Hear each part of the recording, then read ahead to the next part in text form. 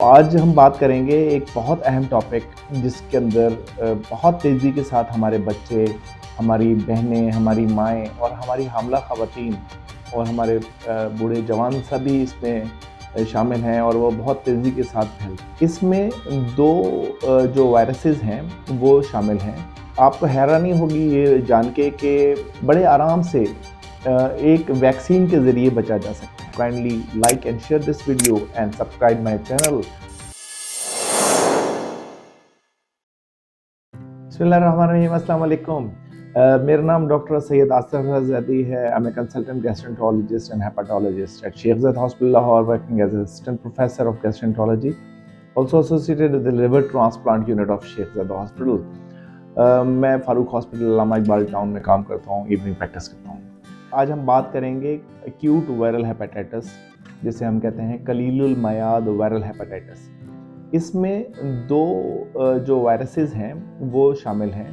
ویسے تو قلیل المیعاد وائرل ہیپاٹائٹس بی بھی ہو سکتا ہے اور وائرل ہیپاٹائٹس سی کے ذریعے بھی ہو سکتا ہے، لیکن یہ دونوں جو یرکان ہیں یہ کالے یرکان کے نام سے زیادہ ہیں، کیونکہ اس میں یہ طویل المیعاد وائرل ہیپاٹائٹس جگر کی سوزش کرتے ہیں اور لمبے عرصے تک اگر یہ جگر میں رہیں جگر کو سکوڑ دیتے ہیں۔ تو خیر اس کے اوپر میں بعد میں کسی دن ڈیٹیل میں بات کروں گا ان کا علاج کے بارے میں اور ان سے بچاؤ کے بارے میں۔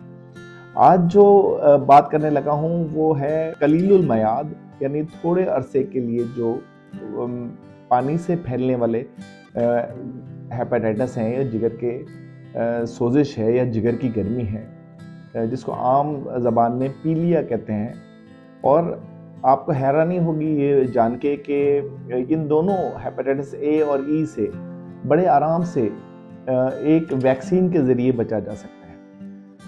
بہت ساری سوسائٹیز اس پہ اوپر کام کر رہی ہیں، Pakistan society of gastroenterology and Pakistan society of hepatology کے بینر کے تحت ہم ہر سال وائرل ہیپاٹائٹس کے ڈے کے اوپر بھی ہم اس چیز کو جو ہے نا اس کے بارے میں بات کرتے ہیں اور اس کے بارے میں بتایا جاتا ہے۔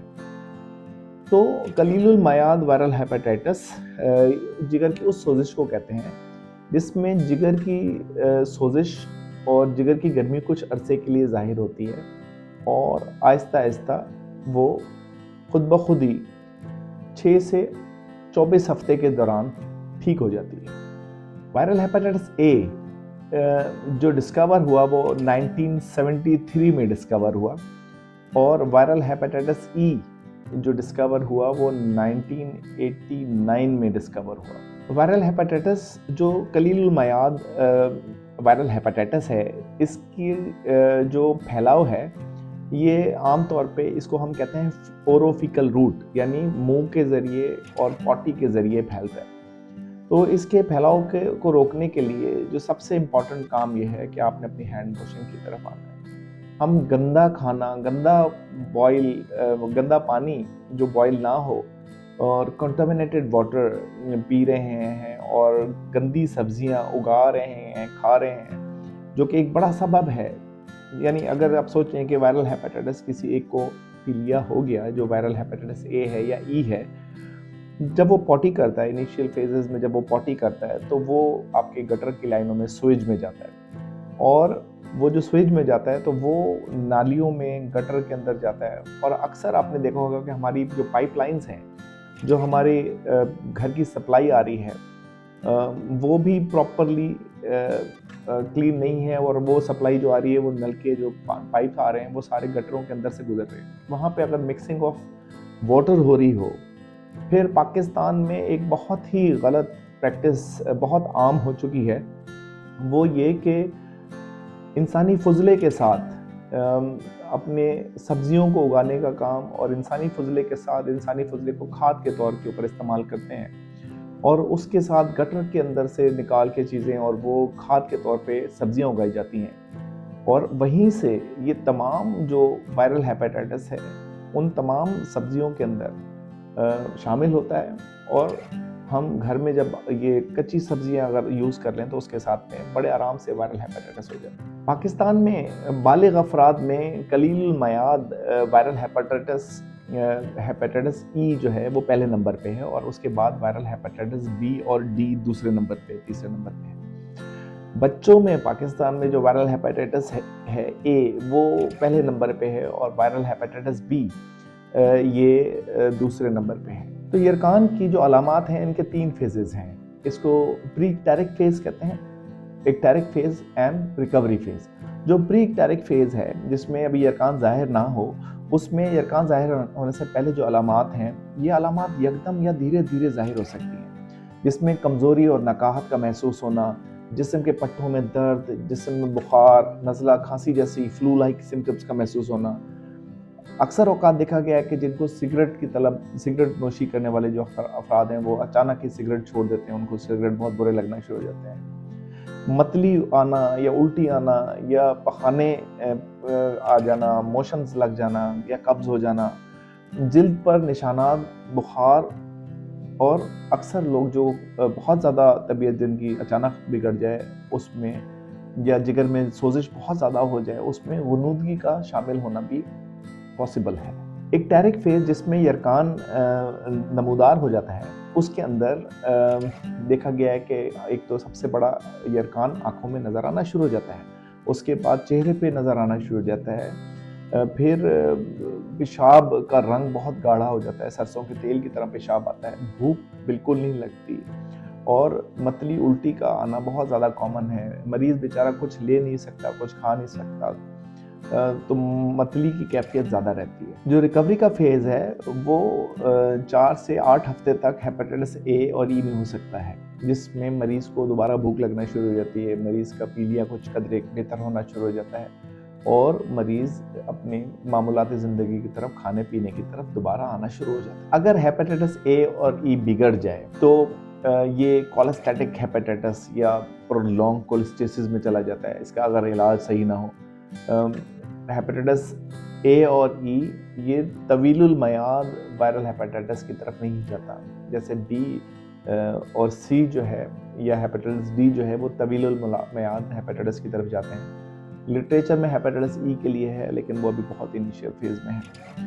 हेपेटाइटिस ए और बी और हेपेटाइटिस ई ये अगर बिगड़ जाए तो और फुलमिनेंट हेपेटिक फेलियर की तरफ ये जा सकता है, जिसके साथ में मरीज़ की जान को ख़तरा होता है।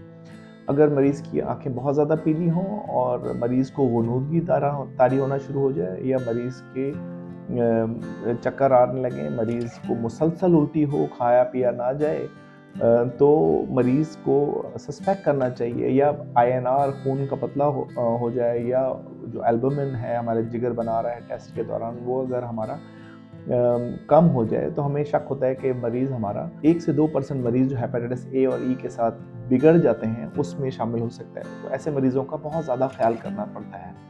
फिर कुछ ऐसे मरीज़ होते हैं जिनको कोई और बीमारी लाइक हेपेटाइटिस सी या बी पहले हुआ होता है, और ऐसे मरीज़ों का जिगर सिकुड़ा हुआ होता है, पेट में पानी होता है, या तिल्ली बड़ी भी होती है। अगर उन लोगों को हेपेटाइटिस ए या ई हो जाए तो ये बहुत तेज़ी से ख़राब होते हैं, और इसके अंदर फिर मल्टी ऑर्गन फेलियर, गुर्दों की खराबी, बेहोशी हो जाना, या ट्रांसप्लांट की जल्दी ज़रूरत पड़ जाना, ये बहुत कॉमन है। तो हम अपने जितने भी ऐसे पेशेंट्स होते हैं जिनको जिगर को, जिनकी काले यरकान की खराबी चल रही हो, उनको कहते हैं कि आप ज़रूर हेपेटाइटिस ए और ई से बचाव की वैक्सीन करवा लें। हेपेटाइटिस ए के लिए HAV IgM और हेपेटाइटिस ई के लिए HEV IgM, ये स्पेसिफिक टेस्ट हैं। इससे हमें पता चल जाता है कि मरीज़ को किस किस्म का पानी से फैलने वाला यरकान मौजूद हुआ है। हेपेटाइटिस ए और ई के लिए कोई ख़ास मखसूस दवाइयाँ मौजूद नहीं हैं, कोई वायरस के अगेंस्ट दवाइयाँ मौजूद नहीं हैं। तो हम क्या करते हैं कि अब मेरी क्लिनिक पे पेशेंट आते हैं, हम उनको कहते हैं कि खुदा के लिए अगर आप पानी पी सकते हैं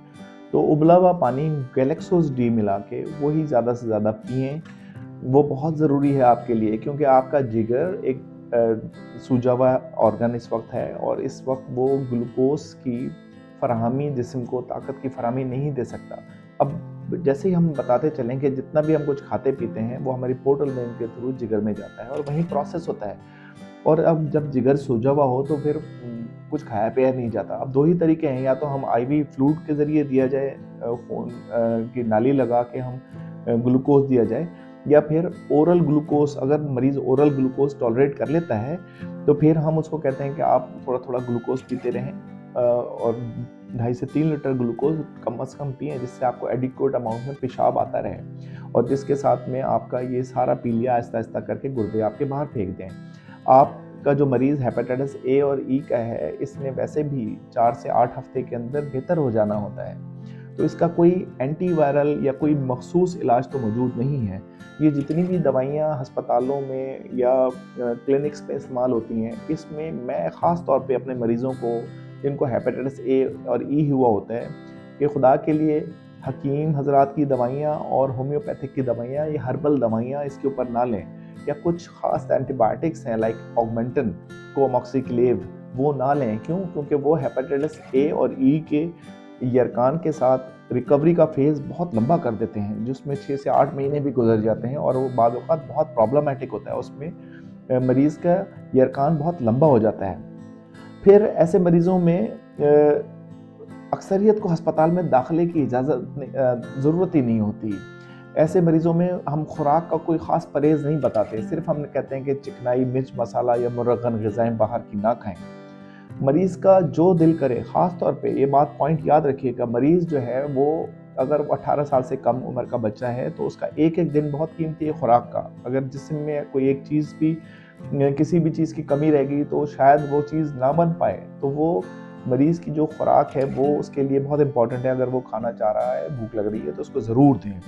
सिर्फ मिर्च, मसाला, चिकनाई, तली हुई चीज़ों से परहेज़ करें। जिन मरीज़ों में ग़ुनूदगी हो और जिन मरीज़ों के अंदर खून पतला हो या नील पड़ना शुरू हो या सूजन बहुत ज़्यादा जिस्म पे शुरू हो जाए, उनको अस्पताल में दाखिले की ज़रूरत होती है। कलील मियाद वायरल हेपेटाइटिस के 99% मरीज़ 2 से 24 हफ्ते के अंदर खुद ब खुद ही नॉर्मलाइज हो जाते हैं, ठीक हो जाते हैं। 1 से कम फ़ीसद लोगों के अंदर लिवर फेलियर होता है और आधे मरीज़ अल्लाह को प्यारे हो जाते हैं, नहीं बच पाते हैं। इसमें एक ख़ास तौर पे एक बात मैं करना चाहता हूँ कि जो हामला ख़वातीन हैं, वो प्लीज़ बहुत ज़्यादा एहतियात करें, क्योंकि जिनको एक्यूट वायरल हेपेटाइटिस, पानी से फैलने वाला यरकान, अगर हामल के दौरान हो जाए तो हर 5 में से 1 खातून अपनी जान से और बच्चे से हाथ धो बैठती है।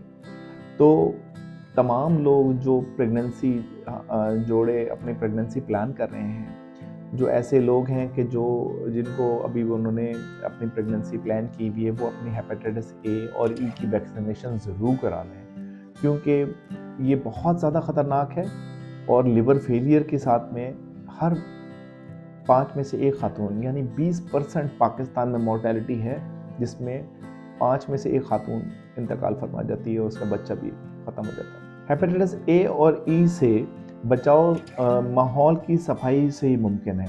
बीइंग एज ए मुस्लिम, सफाई हमारा नेफ्स ईमान है, तो हमें अपने हाथों की सफाई को बहुत ज़्यादा मुकद्दम रखना है। Hand washing is very important for all the things which is been spread by the water and the food.